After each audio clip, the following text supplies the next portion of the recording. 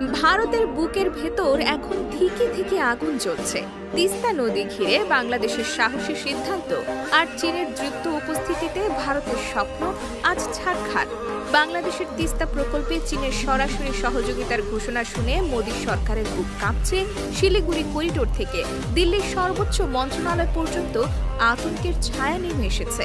এতদিন ধরে দাদাগিরি করে যাওয়া ভারত আজ দেখছে কিভাবে বাংলাদেশ নিজের স্বার্থ নিয়ে সত্যিকারের লড়াই শুরু করেছে, আর চীনের হাত ধরে সেই দাদাগিরির ঘাড় মটকে দিতে প্রস্তুত হয়েছে। এক কথায় তিস্তার পাড় থেকে মোদী সরকারের অহংকারের ভাঙা মূর্তি এখন রংপুরের বাতাসে উড়ে বেড়াচ্ছে। বছরের পর বছর ধরে ভারত তিস্তা নদীর পানি আটকে রেখেছে। একের পর এক মিথ্যা প্রতিশ্রুতি দিয়ে বাংলাদেশের সাথে ভণ্ডামির খেলায় মেতে থেকেছে। কখনো মুখে বন্ধুত্বের বুলি, কখনো মঞ্চে হাস্যোজ্জ্বল ছবি, কিন্তু বাস্তবে কেবল পানি আটকে রেখে বাংলাদেশের কৃষিকে ধ্বংস করেছে। লাখো লাখো মানুষের জীবনধারাকে দুর্দশার মুখে ঠেলে দিয়েছে। বাংলাদেশের উত্তরাঞ্চল যখন ফসলের জন্য হাহাকার করত, তখন ভারতের নীতি নির্ধারকরা দিল্লিতে আরাম করে বসে থাকত। আর বর্ষায় যখন পানি বেশি হতো, তখন ছলাৎ করে অতিরিক্ত পানি ছেড়ে দিয়ে বাংলাদেশে বন্যা সৃষ্টি করত। এই ছিল ভারতের ভ্রাতৃপ্রেম। কিন্তু সময় বদলেছে। এখন বাংলাদেশের নেতৃত্বে আছেন এমন একজন যিনি কোনো মিথ্যা বন্ধুত্বের মোহে আটকে পড়েননি। ডক্টর মোহাম্মদ ইউনূসের কড়া নেতৃত্বে বাংলাদেশ এবার সাহসের সঙ্গে এগিয়ে গেছে। চীনের সঙ্গে হাত মিলিয়ে তিস্তা নদীকে কেন্দ্র করে মহাপরিকল্পনা গ্রহণ করেছে। আর এতেই ভারতের বুকের রক্ত শুকিয়ে গেছে।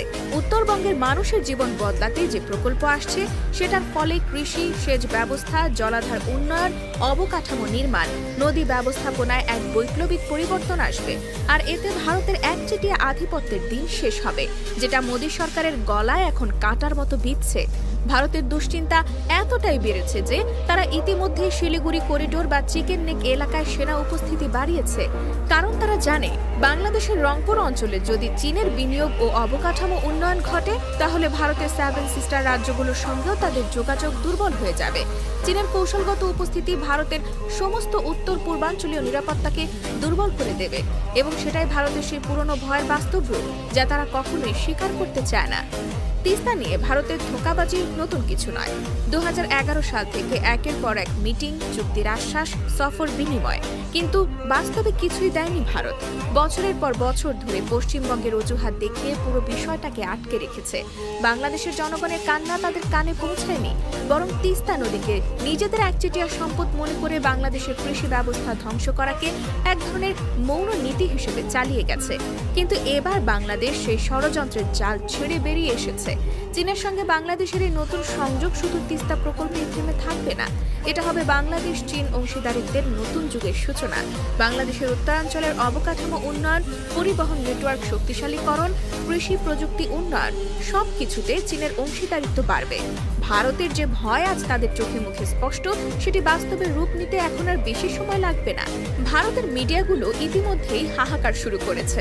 তারা কখনো বাংলাদেশ চীনের কাছে বিক্রি হয়ে যাচ্ছে বলে অপপ্রচার চালাচ্ছে, কখনো বাংলাদেশের ওপর ন্যাকামি করে নতুন মিথ্যা বন্ধুত্বের গল্প বানাচ্ছে।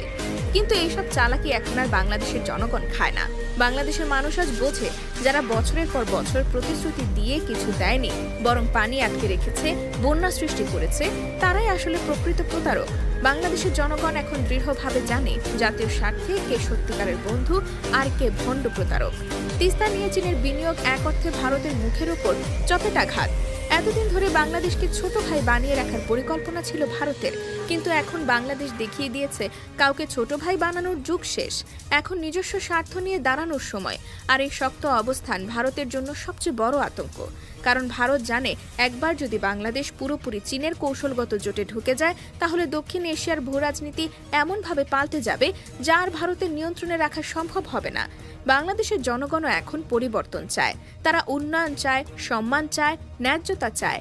আর তাই ভারতের মিথ্যা বন্ধুত্বের মোড়ক টেনে খুলে ফেলতে কোনো দ্বিধা নেই। আজ বাংলাদেশের জনগণ জানে কার হাত ধরে সত্যিকারের উন্নয়ন সম্ভব, আর কার হাত ধরে শুধু প্রতিশ্রুতি আর প্রতারণা আসে।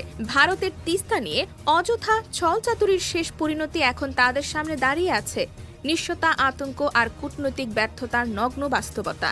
বাংলাদেশের সাহসী সিদ্ধান্ত আর চীনের দৃঢ় সমর্থনে আজ ভারতের তথাকথিত দক্ষিণ এশিয়ার দাদাগিরির প্রাসাদ একের পর এক ভেঙে পড়ছে।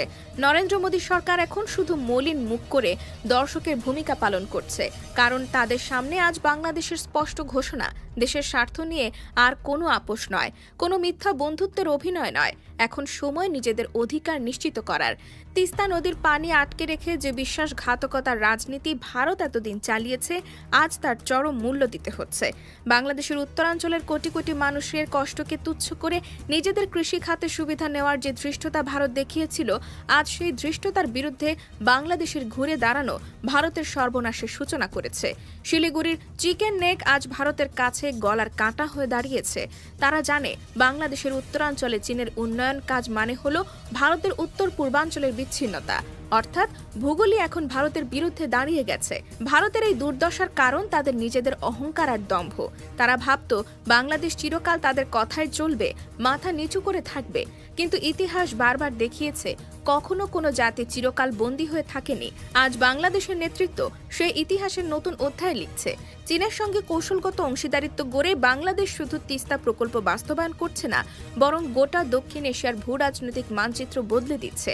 ভারত এতদিন ধরে বাংলাদেশকে ভয় দেখিয়ে, চাপ দিয়ে, প্রতিশ্রুতির ফাঁদে ফেলে নিজের স্বার্থ হাসিল করেছে। কিন্তু এখন বাংলাদেশ আর সেই দুর্বল অবস্থানে নেই। এখন বাংলাদেশের হাতে রয়েছে বিকল্প: চীন, রাশিয়া, মধ্যপ্রাচ্য, দক্ষিণ পূর্ব এশিয়া। আর এই বিকল্পের শক্তিতে ভর করেই বাংলাদেশ নিজের স্বার্থের জন্য কঠিন সিদ্ধান্ত নিতে পিছপা হচ্ছে না।